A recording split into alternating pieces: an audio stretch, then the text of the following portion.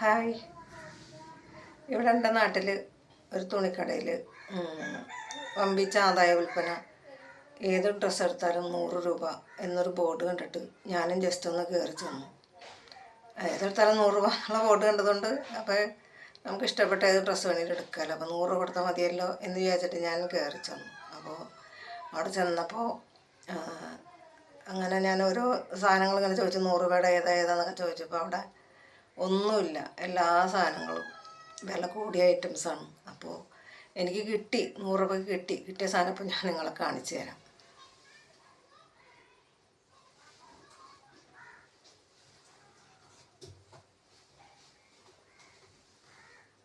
കണ്ടോ, ഈ 3 ഷഡ്ഡികളാണ് 100 രൂപയ്ക്ക് കിട്ടിയത്.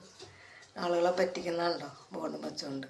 കട ഏതാണെന്ന് ഞാൻ പറയണില്ല, പറഞ്ഞാൽ എല്ലാവർക്കും മനസ്സിലാവും. നല്ല പ്രശസ്തമായിട്ടുള്ളൊരു കടയാണ്.